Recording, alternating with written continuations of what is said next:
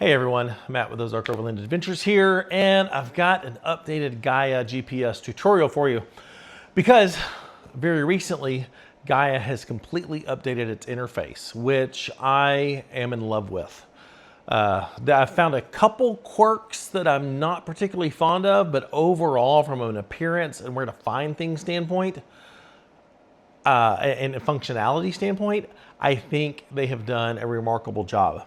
And essentially what they've done is completely cleaned up the interface. They've just made it look a lot cleaner and a lot easier to find things. Now, for the most part, I'm going to talk about desktop and I'm going to show the iPad for mobile, just because the screen fits this screen better than if I was showing this little vertically on the screen. The key difference between mobile or between iPad or tablet and phone, it's going to be true if you're on Android, I think. And everything I'm on is Apple, so iOS, tablet, and phone. I'm on a Mac. That's irrelevant for web using Chrome browser.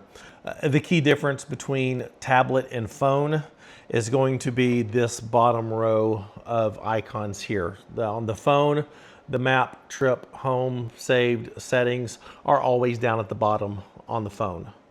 On the tablet, they have this little button here that has this little fly out menu where you can access trip, home, search, saved, settings.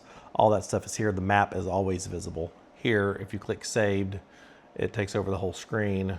If you go to trip, it takes over the whole screen. So that's the difference between tablet and a phone. Is this menu is always at the bottom. This menu is a flyout menu. Your map is always visible on the tablet. So that's pretty much it. The icons between all these are pretty much the same. They are identical. The one key thing that desktop has that the mobile doesn't yet, I know it's a feature that's coming, is the 3D feature. So you can be you can be looking at an area, click on the 3D button on the web browser and get an angled view, and which really helps you. You can zoom in and tell if you're going down this little ravine, this little canyon here, that's a pretty steep cliff there, or pretty steep ascent there. Going into this lower valley, it gives you a really good picture of the terrain. And you can adjust the angle, the pitch there. So I mean, you can see that that's really nice to have that when you're looking. That is a feature that is coming on mobile eventually. They've been talking about it for a while. It's just not there yet. So if you hear snoring, that's my dog. She's sleeping or napping. On the desktop, on the web browser, to your left, you've got your maps over here. And the key thing that Gaia has done in this update is really consolidate and finding the map options really easy. The maps is the key thing that sets Gaia apart from any other navigation tool, is the vast amount of maps available to you. And there are multiple users for Gaia GPS. Hikers use it, kayakers use it, skiers use it, mountain bikers use it, off-roaders, overlanders use it. So, and we all have some different use cases for how we use Gaia. And that's one of the powerful things about Gaia, is it can be used for so many different things. So what they've done is they have created kind of these pre-done map segments, or map collections, you could say, and they're found over here on the left-hand side. You've got hike, off-road, snow, and you still have access. If you have been a Gaia Power user for years and you like your maps, you like how they've done it, none of that has to change for you. You can go here to the custom tab and set it up exactly like you've been doing. Honestly, that's probably what I'm going to continue doing, because I've been using Gaia for years. I like the way it functions, the way I use it. So, but if you're just getting into Gaia, these are super handy. So if you are a hiker, you can, and I'm here in, kind of zoomed in on the Flat Tops area in Colorado. You can see there's a good number of hiking trails here as well. So I'm gonna click on hike, and the map is going to change to a layer specifically designed for hiking. And you can see you have the option of topo, high-res satellite imagery, or recent satellite imagery. So you can zoom in here and look at all the trees and lakes and whatnot here. I love the hiking map here because it's color-coded, not based necessarily on difficulty, but on angle, which by default is typically difficulty. The greens are pretty flat, pretty steady. Yellows get steeper. And then if you see if I can find one. That's mine. Reds, let me find the key. There we go. So you've got hiking is flat, and I love this. You click here on this little, looks like a compass. This is the map legend. And all this is true across all devices. But you click on the map legend, and for the hiking map, you get hiking flat. And it highlights those things on the map. You get hiking moderate, you get hiking steep, you get unmaintained trails, and then you get difficult. And there are a couple little difficult ones over here. Whoops. Hiking difficult on the map. So that's really handy that you have those for hiking. All the different trailheads are marked on here. Things like waterfalls, points of interest, all your topography stuff, peaks, all that stuff. I mean, the hike, if you are an avid hiker, it's a fantastic little collection of maps. Then when you go in here, you have long distance trails highlighted for, I'm guessing like the PCT or the John Muir Trail or the Appalachian Trail. Trail steepness is what you can toggle on and off there with the color coding. You can get forecast, private land, cell coverage, snow depth, wildfire layers, all this stuff, public lands, all this stuff you can toggle on and off real quickly, and they came great new icons, that sort of stuff here for it. If you are like me, an avid off-roader and overlander, go to the off-road tab, and now the map switches. It takes away the highlights of the trails. The hiking trails are still on here. I mean, they're still on the map, but the purpose of the map changes. And then you can turn on Trail Karma trails, which is for mountain biking, BRMB erosion trails in Canada, and here St. Precipitation forecast, private land, wildfires, wilderness areas, slope angles, smoke forecasts. A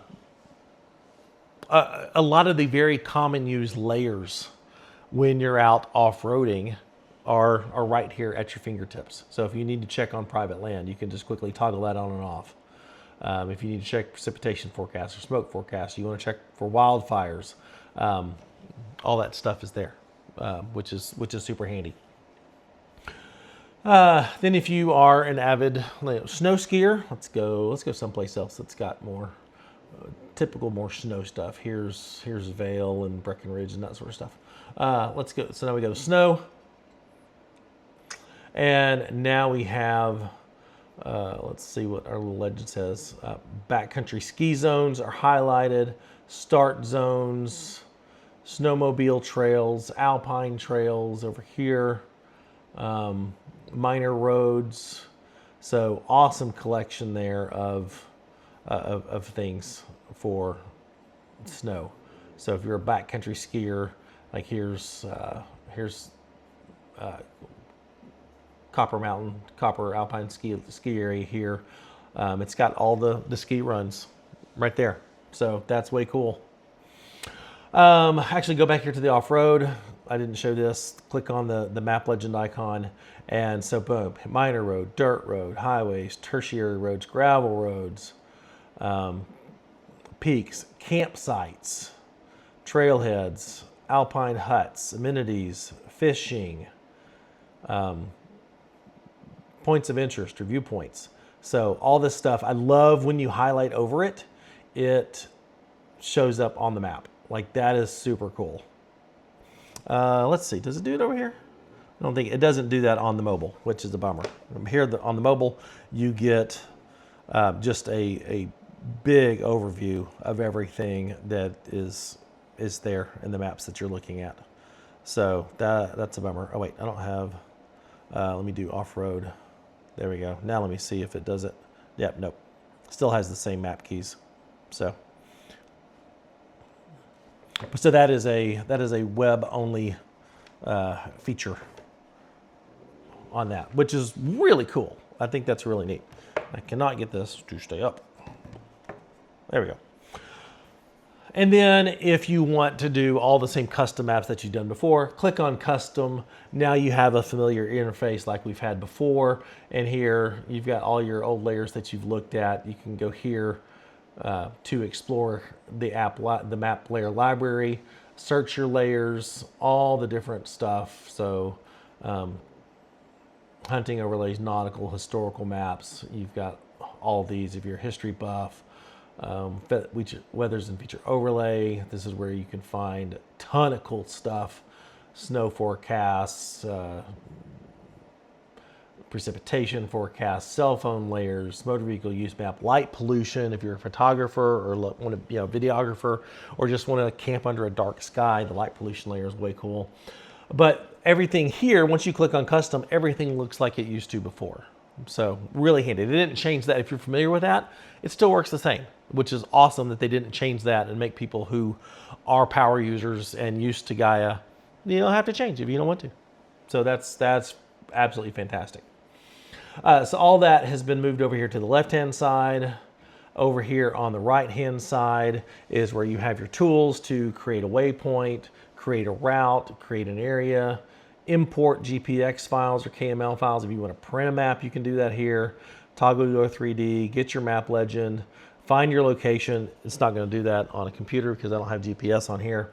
And then your zoom in and zoom out are here, or you can, if you have a tablet like this, you can pinch and zoom, and two-finger pinch and zoom, depending on your laptop features.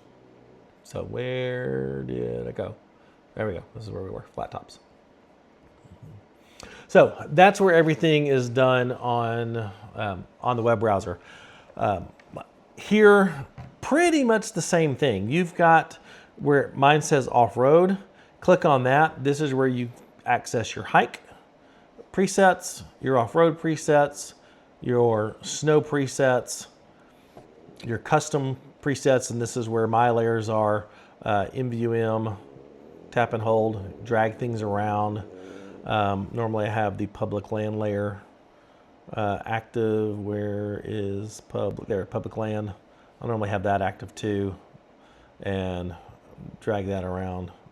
Same thing, you got the sliders, you can toggle them on and off, turn them on and off here. All that is pretty much the same as it did. It looks a little nicer with the bigger icons here and the bigger buttons. I like that. And then big button down here, add more layers. This is where you can search the entire library of map layers. So if you want something more than the presets, or you already know what you're used to using, that's where you do that. So I think that's really easy to find down here. Map legend is right here in the bottom left corner. Pops in all that stuff, all your map legends here. As I showed, this is where you access your saved stuff, your settings, your home, your trip. That's where you do all that. I don't go into that very much unless I'm going into the save folders to find something specific. Over here on the right-hand side, this is where you toggle to use the GPS to pinpoint where you are. I'm here at home, and you can search for things here, and all your tools, they're the same ones that are here on the web browser. The tools are this big giant plus button. So click on that, and now your tool menu comes out. This is where you can download maps. I've already got that area downloaded, so it puts it as a big box. So this is where you can download maps and select the areas you want to download, create areas, start creating routes. You can measure distances on mobile, which is great. So if I want to know, roughly how far it is from Salt Lake City to Rocky Mountain National Park, it's 326 miles as the crow flies. Undo X, there we go. Get rid of that. Change miles, yards, feet, that sort of stuff, and done. And take a picture, save a waypoint. All those tools are down there. One thing I love about the mobile version of Gaia GPS, and I'm really glad they haven't changed this, is this bar up at the top. You can see on a tablet in wide view, I've got a lot of different options here across the top. On your phone, you've got 3 options. That's where you can very easily start recording a track when you're out and about and you want to record where you're going. That button is right there, prominent. It doesn't go away. Makes it super simple to find that and record a track. Then you've got these options here where you can, let's do that one, elevation, your course, your moving time, or let's do moving speed, pace, average speed, descent. I mean, you can make this so many things that you want, your sunrise and sunset. You honestly have more options than you need on a wide tablet view. When I'm on my phone, I like to have the record button's always there. I like to have distance so that when I'm recording, I know how far I've gone so far in recording my track. And I always have elevation there. That way I can see what elevation, especially when I'm like out west and elevations can get like really crazy high. Here at home, I'm at 288 feet. Wow. But that's what I use there at the top. I love this new interface. I think it is super clean. I think it's super simple. I don't think newcomers coming into Gaia will be as overwhelmed as people once were with Gaia. Because that's the thing with Gaia. It does so much, it can overwhelm people, and learning curve to get into it seems more challenging for people than others. But I think with this new update and this new interface, they've really cleaned it up and made it super simple for new people to hop in and go, oh, I'm going off-road. I'll just click on that, and here's a few options for you that are typical for off-roaders, and then be able to go. So I have noticed a few, there's some very minor things between the off-road map. So let me go to the off-road map.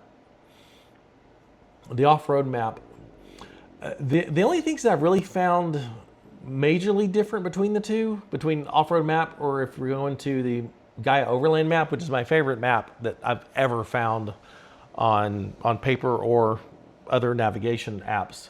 The Gaia Overland layer is just the absolute best. There's so much information in it. But really the only thing I found different between the two is color, is the colors, for reasons I don't know. But if you pop back and forth between them, you can see all the information is there. You've got road closure dates, you've got springs, you've got campsites, you've got private land marked out here. All the information's just there. So between the two, unless you have a color preference, they're pretty much the same map. Let me go over into a town. Let's go over to Silverthorne. See some on the Overland layer. All this stuff is marked on the Overland layer. Gas stations, restaurants, hotels, charging stations. Let's go to off-road mode. Yeah, it's all there too. All the same stuff is there. So if you have a color preference, maybe you pick between the two. Otherwise, they're pretty much the same map with some slightly different color shadings. Let's go over there. Yeah. I think like in this view with all the green and the yellows and stuff, I think the off-road map probably is a little cleaner to visually. For something like this, flipping back and forth. All the main roads become yellow. Here they're white. So that'd be personal preference. But like I said, if you're new to Gaia and just jumping in, hop on to the off-road mode here. Make sure you have MVM roads and trails selected. If you're curious about wildfires, public land selected. But all those are fantastic resources there for your travels. I think it's fantastic. The one gripe that I have, the one thing that they have moved from a place where it was super easy to find to now it's a little more clunky to find, is where you turn off things like your waypoints and your routes and your tracks, the things that are on your map.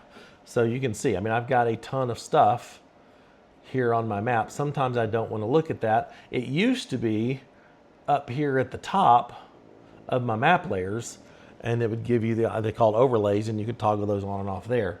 Now they have put them in the settings under map preferences. So if I go to settings here on the desktop, then I get the map settings, and here's where I can turn on waypoints. Boom. I mean, you can see why I had those turned off. There's a lot. Waypoint labels, turn off tracks, turn on routes, turn off routes. That's where I do it. It's down here in the settings, which on the desktop is only one click away. Not a huge deal. But coming over here to mobile, it's not as easy to find, because you go here, then you go settings, and then you go to map controls, and it's here under saved items, waypoints, routes, tracks, that waypoint labels. They're here under the settings. So it takes a couple extra taps, and initially I had to dig around and try to figure out where it was, because to me that's not a super intuitive place for it to be, is under settings and map controls, because this is where you do things like your dark mode and your location marker and that sort of stuff. But now that I've found it, I know where it is. It's super simple to find now that I know where it is. Before I had to hunt around for it just a wee bit on the mobile device. On the phone, again, you go settings, the tab is right there, map controls, and there they are. So that's my one gripe, is that they moved that. Not the end of the world. There's probably not as many people, especially just starting out, that their map is going to look like that, because that's a lot. So if you're just starting out, like on my tablet here, this is what I use to teach people on. I don't have a need to turn all that on and off. So I'm not gonna. If you're just starting out, you're just gonna have a few things, or imported a few things. So all that's the same. So there you go. I mean, that's pretty much it for the new interface. I absolutely love it. I have other videos deep diving into Gaia GPS where the functionality is still existent, such as on the web browser, clicking your little icon up here to get into your account settings and your profile. Here's some deeper dive stuff into your routes, tracks, and folders here. I'm not going to get into it in this video because I just want to talk pretty much about the interface. But I've got a whole playlist, a whole navigation playlist, and all those videos are in there for that type of stuff. This was on, I think, organizing. And my original Gaia 101, or getting started with Gaia, I went through where to find every single thing. All that's still applicable. So the main thing that has changed now is they've redone the interface. They've done these quick access hike and off-road and snow maps. And I think it's brilliant. So let me know what you think. If you've been flip-flopping back and forth between like Gaia and Onyx, I know a lot of people jump to Onyx because the interface of it is pretty simple. It doesn't do near as much as what Gaia does, and therefore it's a little simpler app to use. But Gaia is so super powerful that people sometimes got kind of lost in it, especially digging through the layers. Let me know what you think of this change, making Gaia much more accessible, much more easy to toggle between things, find things really easily as far as the maps and getting started on that go. So let me know your thoughts. I think it's great. if you have any questions, be sure and put them in the comments. I'll be happy to answer them as best I can. In the video description are links to Gaia. All this stuff, I should have preferenced at the very beginning, all this stuff was on Gaia Premium, which does cost $60 a year, or averages out to $5 a month. No big deal there. But you gain access to the entire map layer library and all of the tools with just that one $5 a month. So I think it's a heck of a value considering all that it does. And discount and everything is down there. Links to our Patreon if you like what we're doing, you want to consider supporting the channel. Just other discounts for other things. All that's in the description. Go check that out. And hope this was helpful. I'll see you in the next video. Thanks for watching. Bye.